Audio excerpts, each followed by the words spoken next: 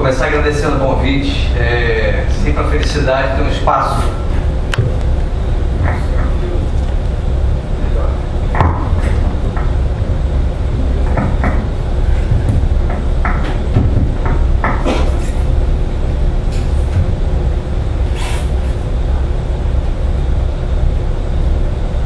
Bom, falar longe do microfone. Então, voltando aqui aos agradecimentos e festejando aí, ficar em pé, que eu me mexo melhor. É sempre bom ter espaços como esse, que tiveram fechados por tanto tempo, né?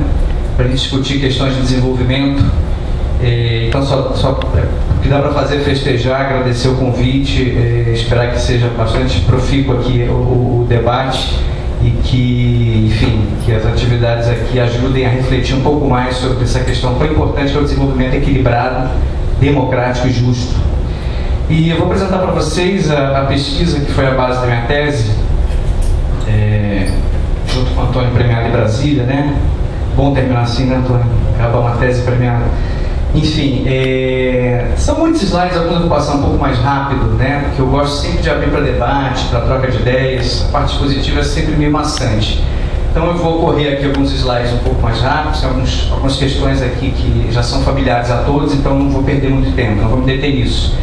Agora, a alma da pesquisa, né, e da tese que ela deu origem foi um certo inconformismo com Vamos situar melhor. A gente teve a retomada do desenvolvimento regional como uma questão nacional, uma questão de desenvolvimento nos últimos 10 anos, né? Principalmente a partir da posse do presidente Lula. Ao menos no discurso, isso a gente tem que, né, assumir, embora algumas críticas possam ser feitas, a questão do desenvolvimento regional, territorial, ela adquiriu relevância nacional de novo. Só que eu, por formação, não me apresentei, né? Eu fiz o doutorado no Centro PPED da UFRJ, Economia da UFRJ, é um centro multidisciplinar que discute políticas públicas. Sou membro da carreira federal de especialistas em políticas públicas e gestão governamental desde 97, né? Então há 16 anos aí na carreira, cedido há 2 meses, como o professor Carlos comentou, à Prefeitura de São Paulo. Depois, no fim, eu vou fazer um comentário breve, porque o grande problema do prefeito de São Paulo, Fernando Haddad, hoje é desenvolvimento territorial, né? E ganhou a eleição com o debate do Arco do Futuro. A administração Haddad está fundada no novo modelo de desenvolvimento policêntrico. Então é mais do que atual esse debate, por isso que eu vim com muita alegria aqui. Hoje o pau está comendo em São Paulo, mas eu estou aqui com muita alegria porque eu posso dar um dia de pausa para discutir num espaço tão importante como esse, com pessoas interessadas, enfim, disseminar conhecimento, trocar ideias, debater. Isso é sempre importante. A gente tem que ter sempre esse espaço que a gente já perdeu no passado bem recente, então é importante mantê-lo. Então a pesquisa basicamente foi originada a partir de uma inquietude, né? Quando o governo federal se omite no seu papel de coordenar coordenar os esforços para o desenvolvimento, a consequência que quase sempre acontece é o hiperativismo dos entes, né? Estados e municípios, e geralmente com prejuízo, né? Então, o que eu pude observar na minha experiência, eu estava em Brasília, né? Atuei em vários órgãos, inclusive Casa Civil.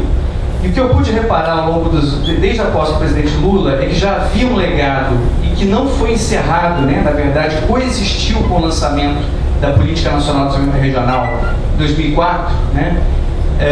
De multiplicidade de políticas, instâncias, órgãos e todos os tipos de institucionalidades voltadas ao desenvolvimento local, territorial, regional. Era consequência de que isso? Da falta de política nacional, da falta de um papel mais forte do governo federal. Então eu me detive, na minha curiosidade como gestor governamental, eu lancei um olhar e eu tive a oportunidade do doutorado a desenvolver isso sobre essa diversidade e investigar um pouco mais a fundo, para entender que lições nós poderíamos tirar e que medidas corretivas seriam possíveis a partir daí. Estava até comentando aqui antes de começar a apresentação, que o meu centro, né, onde eu fiz o doutorado, ele é muito recente, tem 5 anos, eu sou da primeira turma. Sem nenhuma combinação prévia, sem nenhuma linha de pesquisa, das 7 teses, das primeiras teses, 4 eram sobre desenvolvimento regional territorial. sem nenhum fio indutor, nenhum programa de pesquisa específico, surgiu porque há uma questão colocada e cabe a nós responder. E se ninguém responde, o hiperativismo entra em cena, né? Então, quando a gente tem possibilidade de refletir e lançar academicamente um debate mais organizado e estimular o gestor dos 3 níveis a seguir em bases mais sólidas, o ganho é de todos, né? Então, vamos lá rapidamente. Já falei bastante, porque eu acho que é mais importante conceituar esse debate institucional do que propriamente aqui o resultado da pesquisa que mais interessa. Então eu chamei de economia política por isso. Eu queria dar um tom, eu não estava discutindo conteúdos de política específica, teoria de desenvolvimento regional, nova geografia econômica, isso tudo nós já estamos cansados de ver por aí, né? Não faltam técnicas e respostas. Falta, talvez, esse é um desafio lançado, investigar os arcabouços institucionais e legais que dão amparo a essas iniciativas. Elas não acontecem no vácuo, como os neoliberais tentaram nos convencer, né? Num conceito ahistórico. Elas acontecem porque há motivações, há acúmulos, e a tese do Antônio lida muito com isso, né? Quer dizer, há casos específicos que têm que ser estudados, rebates específicos, especificidade dos processos políticos. Política pública não é amorfa, ela acontece no tempo e no espaço, feita por atores. Daí a tecnologia. Então esse é o contexto que eu já falei, depois de um longo ostracismo, né? No programa de campanha do então candidato Luiz Inácio, a professora Tânia Bacelar coordena uma proposta de resgate da política, de uma política de desenvolvimento regional nacional, que seria indutora. Por isso a política é o foco, embora na tese, na pesquisa, eu desenvolvo uma análise comparada de 5 iniciativas federais. Mas esse é o marco, né? O lançamento em 2004. O problema da minha pesquisa foi esse que eu já adiantei a vocês.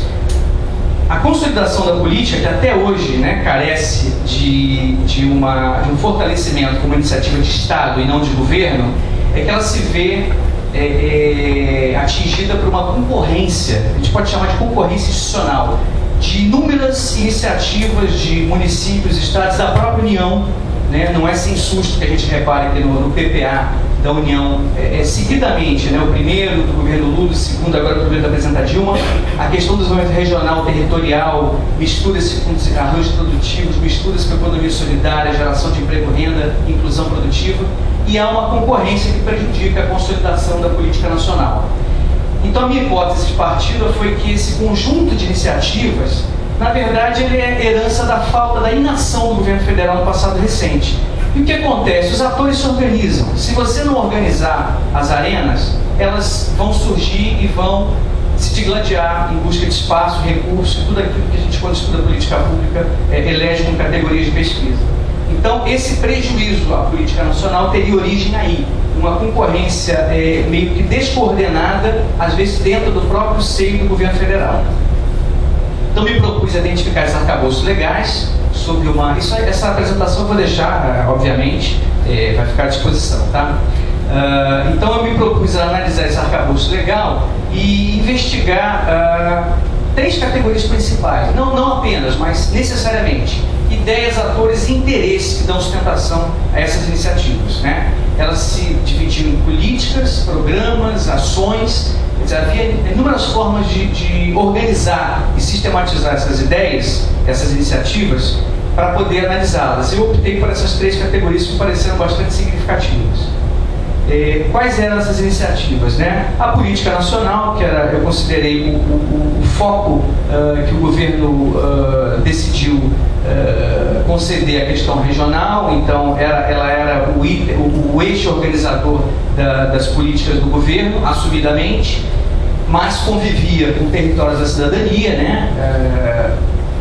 Do Ministério do Desenvolvimento Agrário, o CONSAD, que é uma iniciativa que surgiu na época do ex-ministro Graziano, né, lá em 2003, no antigo MESA, o GT permanente de arranjos produtivos, que está no BIDIC, e 2 iniciativas do BNDES, que foi um ator que surgiu ao longo da pesquisa. Inicialmente nem tinha tanta preocupação, mas ficou muito claro que o BNDES tinha um papel, já tem um papel claro no desenvolvimento brasileiro, mas que sob o governo Lula ele adotou um discurso de valorização das especificidades territoriais e regionais, que inclusive ajudou, a gente vai ver mais à frente, a reestruturar a própria atuação do banco. Então achei fundamental um olhar diferenciado sobre 2 iniciativas do banco. o programa de dinamização regional e a política de apoio a arranjos produtivos, né? E de que forma elas se coordenavam com os demais órgãos. Então, aí uma nota metodológica teórico-conceitual, né? Eu usei muito a literatura neo-institucionalista, né? E aí tem que agradecer à Fundação, que muitos textos foram aí fundamentais na construção desse referencial, inclusive a tese do Otávio Conceição, foi lida de cabo a rabo devidamente, excelente, né? Diga-se de passagem. Então, a partir daí, eu construí o referencial teórico. Premissas aí, todas as premissas anti-neoliberais que eu pude lembrar, eu joguei na tese, né? Em nenhum momento eu me furtei a assumir uma posição bem honesta, né? Eu acho que academicamente você, embora tenha que lidar com ciência, você tem que assumir as hipóteses e premissas do seu trabalho. E aí eu parti radicalmente da rejeição aos postulados utilitaristas, ahistóricos, abstratos. Eu parti para realidades concretas como uma boa análise de economia política, né? Então, a rejeição ao individualismo metodológico, a análise das instituições com muito mais do que meras restrições ou fatores de eficiência, a questão do desenvolvimento como processo qualitativo, a assunção que o ambiente institucional não viaja bem na forma de best practice, não dá para copiar. Outra conversa que eu estava tendo com o André aqui um pouco antes, a dependência trajetória, path dependence, né? E a questão da moldagem das preferências como sendo um processo histórico, socioeconômico. Então, outros aspectos aí que eu linkei, que estão por trás, né, das iniciativas que foram investigadas, que acho importante delimitar, né? O debate sobre território ele renasce com as ideias contemporâneas, né? O território reemerge no debate contemporâneo como consequência da crise do modelo keynesiano, que é inegável, né? Tivemos uma crise, isso é inegável. Agora, os termos dessa crise e as soluções é que divergem profundamente, mas ela é um ponto de partida. Então, a agenda neoliberal usa essa escada, né, para se lançar e para ser hegemônica dos anos 90. E esse debate pós-fordista, ele cita muito essa transição, né? Às vezes de uma forma meio abstrata, de economia do física para o conhecimento, industrial pós-industrial, industrial para serviço, enfim. Mas é esse o debate, basicamente esse ponto de partida. E esse pós-fordismo é caracterizado na literatura, que nenhuma novidade, né? Acumulação flexível, capital físico substituído pelo capital intangível, crise das grandes estruturas e por aí vai. O papel do território aí que emerge não é mais um papel estático, é dinâmico, né? As vantagens dinâmicas, espaço para inovação, proximidade da demanda local, quer dizer, é um debate que até se confunde com a descentralização que muitos movimentos progressistas, né, defendem. Então, a flexibilidade, a adaptabilidade, a pequena e média empresa como alternativa à grande empresa, enfim. Que, por sua vez, precisa de uma contextuação crítica, né? Que temos uma nova geopolítica mundial, um novo sistema financeiro, que é um não sistema, na verdade, né? É uma certa anarquia do ponto de vista de regulação, é uma competição globalizada, novos parâmetros competitivos, uma reestruturação produtiva em escala global, fusões, aquisições, empresas transnacionais atuando. Essa desregulamentação tem levado à precarização de muitos dos arranjos que garantiram um nível de desenvolvimento solidário no pós-guerra. Porém, mais recentemente, a gente tem um refluxo neoliberal, né? A crise de 2008 é meio que um ponto sintomático desse esgotamento. Que eu acho que o último grande bastião neoliberal que nós temos é a mídia, né? Porque nem no empresariado você tem mais aquele velho consenso sobre a ausência total do governo. Então, aí, pulando para a questão regional brasileira, que é o objeto da pesquisa mais empírica, né? O lado mais empírico da tese, nenhuma novidade, né? A fratura do diagnóstico da nossa historiografia econômica, né? É uma fratura do modo isolado como a gente se desenvolve, do nosso modelo injusto, iníquo, é a expressão espacial da falta de um projeto, na dimensão política essa é uma boa definição. E o seu marco do ponto de vista de política pública, um orçamento, instituições, um arcabouço legal definido, a criação da Superintendência de Desenvolvimento, né, a partir da SUDENE em 59. Passa por um ocaso nos anos 90, né, já vinha, claro, né, desde o governo militar, o descrédito da política regional, tal como pensada pela CEPAL, Celso Furtado e os grandes ideólogos do desenvolvimentismo e estruturalismo brasileiro, desacreditado no governo militar, assume uma outra face, mas vamos dizer assim, a eliminação quase que, né, física, porque são extintas, né? As superintendências é algo dos anos 90, já é a solução neoliberal brasileira para o problema do desenvolvimento regional. Virem-se, né? Adotem soluções locais e superem suas condições históricas de desigualdade e subdesenvolvimento por conta própria. E aí, baixo crescimento econômico, guerra fiscal e estímulo a soluções localistas são causa e consequência, né? São um cadinho que esse processo todo assume a partir dos anos 90. Só que a política nacional que o governo Lula lança é justamente uma reação a isso, né? Quer dizer, desde o início dos anos 2000, em toda a América Latina você tem um processo de substituição dos governos neoliberais, quase todos os países do continente, por governos com outra plataforma, mais proativa, um papel novo do Estado e um modelo que resgata, alguns chamam de neodesenvolvimentismo, né? Para não entrar em controvérsia, é um modelo que recupera o papel do Estado no desenvolvimento. Então, é o caso da coalizão do governo Lula, que lança uma nova política. Os desafios da globalização nesse discurso, né, são alvo de interpretação mais crítica e não aquele otimismo desenfreado dos anos 90. E o Ministério da Integração é um dado interessante, né, já pelo lado da análise da economia política. Ele é dado para um político forte, né, o quarto colocado da eleição, o candidato Ciro Gomes, que assume com a transposição do Rio São Francisco, né, tem uma agenda aí, política importante, e leva para lá a professora Tânia, né, como secretária de política, que lá é gestada a política de desenvolvimento. Então há um empreendedorismo institucional, é isso que eu chamo, quer dizer, há um espaço para inovação e para figuras de empreendedores que inovam. Isso é algo muito comum na literatura institucionalista, né, analisar essa figura e essas trajetórias. É uma inovação que combina uma agenda técnica e uma agenda política, espaço para a nova política e formuladores técnicos, né? O caso do Antônio Galvão, a professora Tânia, enfim. A política reconhece determinantes globais, dialoga com a literatura mais avançada, da pós-fordista. O acúmulo do debate europeu é considerado, é citado inclusive nos documentos da política. A matriz, né, que classifica as regiões brasileiras em dinâmicas, estagnadas, etc., dialoga com renda e dinamismo. E a retomada do planejamento e da iniciativa pública são fatores também característicos desse processo.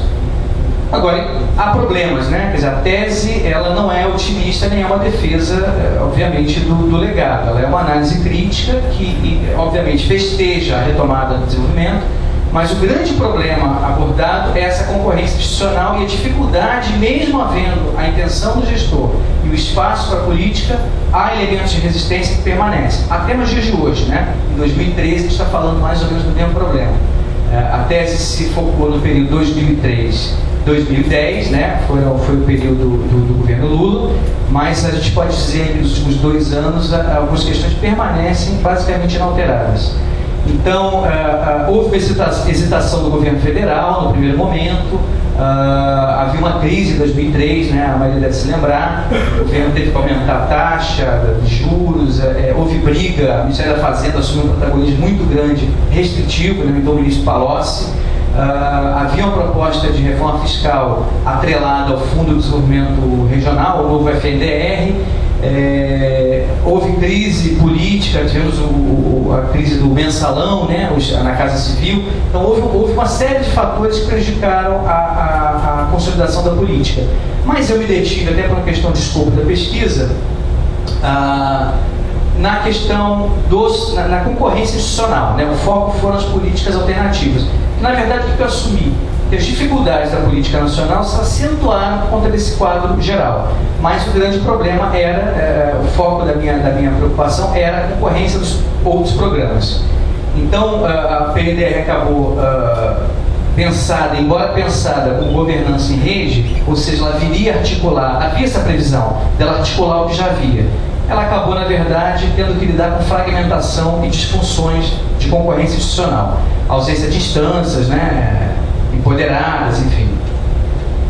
Na fase 2, que foi um documento que eu cheguei a pesquisar ainda na época da tese, havia proposta do então secretário Henrique Villa de uma nova fase, que é a atual fase, né? Na verdade, é esse momento que nós estamos vivendo, né? Uma revisão da política para tentar consolidá-la como política de Estado de fato. Então, foram pensadas inovações com novos critérios do fundo para envolver estados mais fortes da federação que não participariam, a princípio, do rateio de recursos. Eles entrariam, só que não tão prioritários como os demais. A instância, a Câmara de Políticas, seria substituída por uma instância federativa para atender o desejo dos governadores. Os fóruns mesorregionais teriam uma outra dinâmica também, conferindo mais espaço aos governadores. Um novo modelo de gestão que seria o Sistema Nacional. O Ministério da Integração voltou a ser comandado pelo PSB, que aí salvo mudanças recentes aí, né, da liderança do ex-governador do Pernambuco, Eduardo Campos, ainda estava muito próximo, né, do PT, muito mais que o PMDB. Então havia um cenário aí, talvez, para deslanchar a fase 2 da política, a ver. E, enfim, aí eu vou pular essa parte, porque no final eu faço o quadro comparativo, que acho que é o mais interessante. Tem toda a cidadania, só para pontuar, é uma iniciativa do desenvolvimento agrário, só que de forte viés da agricultura familiar, de desenvolvimento do campo, e que mesmo assim conseguiu eclipsar parte da política nacional, né? Pelo peso que tinha na Casa Civil, ele era conduzido pela Casa Civil, embora executado de forma descentralizada. Ele acabou eclipsando boa parte das ideias da territorialização proposta pela política nacional. Então ele foi e é até hoje um adversário sério. Está passando por uma reestruturação, tem uma nova secretária responsável no desenvolvimento agrário, e foi um fator que prejudicou a consolidação da política. Os consórcios de segurança alimentar, eles eram para ter desaparecido com o fim do antigo Ministério da Segurança Alimentar, mas mostrando a falta de uma linha, de uma diretriz clara de desenvolvimento territorial, eles permaneceram como uma iniciativa menor dentro do Ministério do Desenvolvimento Social, que aliás é sintomático, né? O desenvolvimento social com política nacional abriga iniciativa territorial. Então, quer dizer, isso mostra como o processo, às vezes, ele segue até uma lógica bem anárquica. Então o CONSAD está praticamente em extinção, mas ele prejudicou muito a política nacional no período do governo Lula. O grupo de apoio, o grupo de trabalho permanente de apoio aos arranjos produtivos é outra instância que tem um conflito muito grande com a política nacional e continua sendo a compatibilização um desafio lançado. E traz uma das iniciativas que mais traz aqueles vícios dos anos 90 de apostar em individualismo, apostar em localismo e soluções endógenas sem nenhum tipo de critério. E do BNDES foi a grande satisfação da pesquisa, foi o lado positivo, descobrir que o banco, na verdade, embora fosse regimentalmente, legalmente, a mais autônoma das instituições envolvidas com políticas regionais, era a que mais procurava os outros atores para consertar, para pactuar, para agir integradamente, inclusive refez a política de desenvolvimento regional para dialogar com os critérios da política nacional do governo federal. Então foi uma satisfação muito grande. E aí o papel do presidente Luciano Coutinho foi determinante. Isso eu pude apurar pelas entrevistas e pesquisas documentais, né? Então o incremento de desembolso na época na região aumentou exponencialmente, declaradamente um viés regional no desembolso. Então elas aumentaram a participação no desembolso acima da participação do PIB.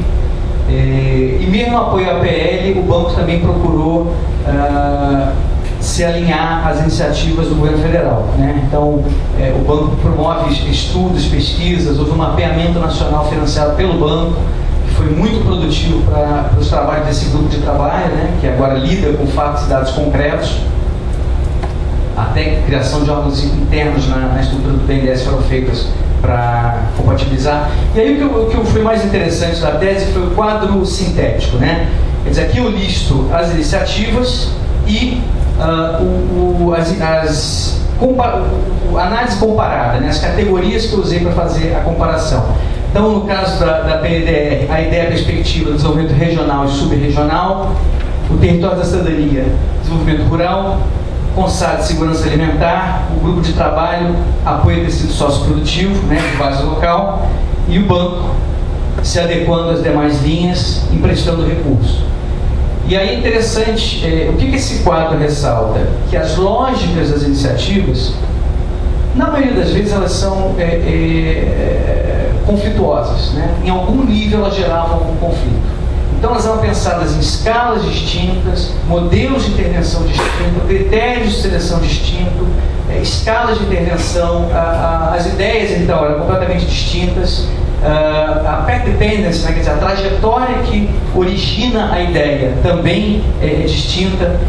Isso seria um problema em qualquer situação? Não. Seria possível, desde que o governo federal tivesse um papel coordenador mais forte, que você articulasse as iniciativas, que você usasse as complementaridades com pontos fortes, não pontos fracos, né? Agora, você precisaria ter instâncias de deliberação e pactuação, você precisaria ter espaços de articulação, você precisa ter uma série de instituições, institucionalidades, regras, que permitissem um diálogo mais profícuo. E o que você teve, ao invés disso, foi competição, né? Então, aqui estão algumas dessas categorias, né? As escalas distintas, umas micro-regionais, outras locais, outras macro-regionais, critérios distintos, né? A aposta dos consados em consórcios intermunicipais. Assim, é impressionante, a herança do governo anterior permaneceu no governo Lula em vários nichos, inclusive no desenvolvimento regional. Então, essa tensão ela é permanente, né? A máquina tem que lidar com o contraditório o tempo inteiro. E é sempre interessante ter esse olhar, né? Foi isso que a pesquisa se propôs, a mostrar isso de uma forma mais clara. Aí a questão orçamentária, importantíssima. Política sem recurso não é política, né? É boa vontade. Então, algumas com previsão no PPA, outras sem previsão, o status delas no PPA distinto, a estrutura de umas e outras completamente díspara, origens distintas, ideias distintas que não se falavam, não tinham espaço para conversar, quadro legal precário, nenhuma delas era lei. Olha que interessante, o governo federal elege o desenvolvimento regional como prioridade e nenhuma delas é lei, né? São todos decretos, portarias, quer dizer, revogáveis a bel prazer, não são políticas de Estado, são políticas de governo.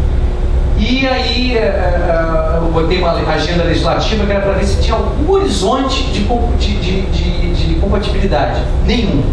A agenda legislativa de qualquer uma das iniciativas era o seu próprio fortalecimento. Transformar em lei, criar uma Câmara nova, lançar uma nova fase, enfim, conversão num outro instrumento mais sólido, era isso. E características distintivas também que sinalizavam qual era a possibilidade de consolidação, né? A PLDR, estabilidade política enorme, né? Ela foi esvaziada com o tempo, depois teve uma recuperação e agora numa fase de incógnita. O território de cidadania foi para frente porque teve apoio de um órgão fundamental que era a Casa Civil, o CONSAD perdido na estrutura, ainda com orçamento, fazendo licitação e sem horizonte, quer dizer, uma amostra da desorganização administrativa. O grupo de trabalho, engraçado, todos eles aqui com novos desenhos a partir de 2013, inclusive. Agora tem um observatório do grupo dos APRs, o Ministério da Integração lançou um georreferenciamento, né? Agora um observatório também baseado em dados do IBGE. E o BNDES, aí não cabe analisar, tem independência, né, para fazer o que bem entender, mas continua sendo um dos mais interessados em integrar essa estrutura toda. E aí questões colocadas, né, para o futuro, né? Primeiro uma análise, uma pergunta que eu fiz. Será que essa estratégia de fragmentação era deliberada para simplificar a arena? Ou seja, para não ter que chocar interesses e bancar uma política de fato nacional, um fundo de desenvolvimento regional instituído, um plano de desenvolvimento territorial, um plano diretor de ordenamento territorial, quer dizer, para evitar avançar na consolidação de instrumentos que exigem mais negociação e são mais complexos, teria o governo federal apostado que é possível deixar cada um defender o seu interesse, ou administrar arenas mais simples e aposto no crescimento econômico? Assim, eu não tinha, quando eu fiz esse quadro aqui algum tempo atrás, eu não tinha pensado nisso, né? Mas agora tudo isso, com o pífio crescimento que a gente está tendo nos últimos 2 anos, está tudo em xeque. Começa a briga de novo. E quando você tem crescimento econômico, você anestesia conflitos. E agora, como fica, né? Fernando Henrique Cardoso passou por isso. A estratégia de desenvolvimento dele era residual, compensatória, mas feita sem crescimento econômico, ou seja, nula em termos de resultado. E aí a pergunta que, né, todos nós aqui queremos debater e responder: há espaço para a política territorial regional ativa? Há espaço para a gente efetivamente amadurecer esse debate? Há condições? Isso é uma construção em aberto. Bom, resumidamente era isso. deixar espaço agora para... Não sei se o Antônio faz, gente. É isso. Bom.